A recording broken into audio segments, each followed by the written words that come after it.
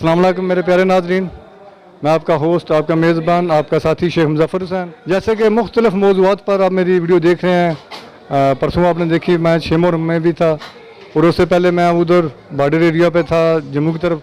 तो यहाँ पर भी मेरे एक बड़े काबिल एहतराम मोहतरम लामा साहब मौजूद हैं। जलालपुर जेटा में आज 9 मुहर्रम की मजलिस है। इसी सिलसिले में हमें ज़ेर नसीब कि हमें इनसे बात करने का मौका मिला। हमें इनसे बात करें। जी अस्सलाम वालेकुम। जी वालेकुम अस्सलाम। जी मोहतरम लामा साहब, अगर आप पूरा तारुफ वगैरह करा दें तो। ये अलामा मोहम्मद अली हसनैन नजफ़ी मेरा नाम है जी, और लाहौर से तशरीफ़ लाए। लाहौर से जी। अच्छा लामा साहब, सभी जानते तो सभी हैं, हम भी थोड़ा बहुत जानते हैं, लेकिन आप माशाल्लाह अहले इल्म हैं और अहले इल्म और दानिश से बात करना ज़्यादा इल्म में इजाफा होता है।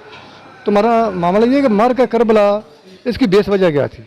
देखिए, दो ताकतें हमेशा से, एक हक और एक बातिल। हक हमेशा से बातिल के मुकाबले में खड़ा होता रहा है ताकि इंसान अपनी अशरफुल मखलूक होने की हैसियत खो न दे, और बातिल हमेशा कोशिश करता रहा, क्योंकि बातिल वहाँ से वादा लेकर आया था, वहाँ से कि मुझे वक्त मालूम तक मोहलत दे। तो अब अल्लाह पर वाजिब था कि वो अगर शैतान को वक्त मालूम तक अगर ज़िंदगी और ताकत दे रहा है तो उसके मुकाबले में इंसान के लिए राह हिदायत भी खुली रखे, और उसके लिए उसने सिलसिला अंबिया को और अपने औसिया को ज़मीन पर वक्तन फ़वक्तन इंसान की रहनुमाई के लिए भेजता रहा। जब इंसान की अक्ल इस सतह यानी सतह खवास में दाखिल हुई तो मोहम्मद मुस्तफ़ा को नाजिल किया गया ताकि अब इंसान ख़ातिमुन नबीयीन के फ़लसफ़े को समझ सके। अब रसूल इस्लाम का एक इनकलाब लाए जिसने इंसानियत को तब्दील करके रख दिया, और इंसान जो जगह जगह सजदे करता फिर रहा था उसे एक खुदाए वाहिद की तरफ मायल करवाया।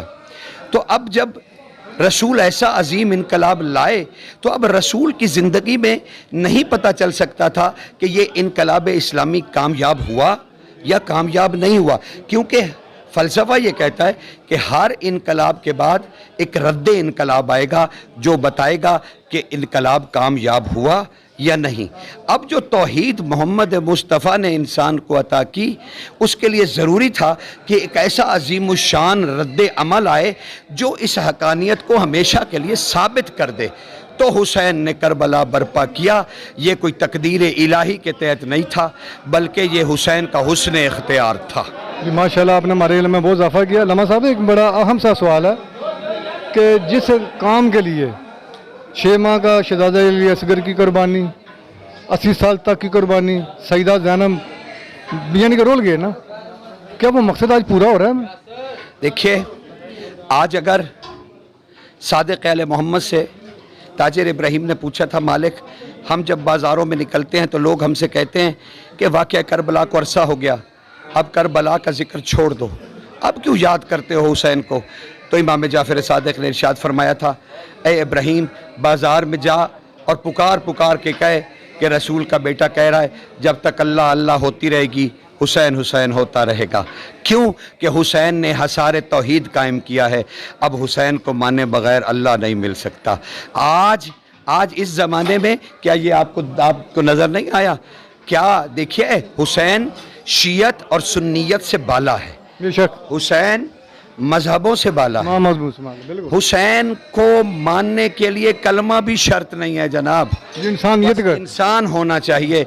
तो इसलिए जब तक इंसान में इंसानियत की रमक भी बाकी है ना, तब तक हुसैन मदद के साथ मैं थोड़ा शायद अपना वाज़ह नहीं कर सका सवाल कि मतलब कि लामा साहब मर्द कलंदर ने भी कहा है कि इस्लाम के दामन में बस 2 ही तो चीज़ें हैं, एक सजीदा शबीरी, एक ज़रब यज़दुल्ला। हम मजलिस बपा करते हैं, मैं समझता हूँ ये बड़ा इन लोगों का काम है जो उस वाक़या को लेकर चल रहे हैं, जिंदा जुवेद रखा है और नस्ल दर नस्ल आगे लोगों तक पता लग रहा है। क्या सईदा शबीरी की तरफ को थोड़ी तवज्जो है? माशाल्लाह, आप तो तस्वीर के लिए है, आप 2 सुना बयान कर रहे हैं। नहीं, आप सुने जनाब, आपने ये कब से सोच लिया कि हुसैन इबादत का गैर है? नहीं मौलाओं की बात नहीं मैं कर रहा। मैं सुनिए ना, जब कोई हुसैनी हो जाता है तो उसके लिए असूल दीन और फरूआत दीन का हिस्सा हैं, और इसीलिए रसूल ने कहा था ज़िक्र अलीयुन इबादा, अली का ज़िक्र इबादत है। तो इबादत अली की थोड़ी है, اللہ کی عبادت ہے. تو جو علی علی کرتا ہے وہ بے نمازی کیسے ہو گیا, وہ عبادت سے دور کیسے ہو گیا؟ نہیں حضور, اگر آپ ایک نماز کی خاص شکل کی بات کر رہے ہیں تو وہ تو ابلیس بھی بہت پڑھتا ہے. بہت شکریہ جی. بہت شکریہ.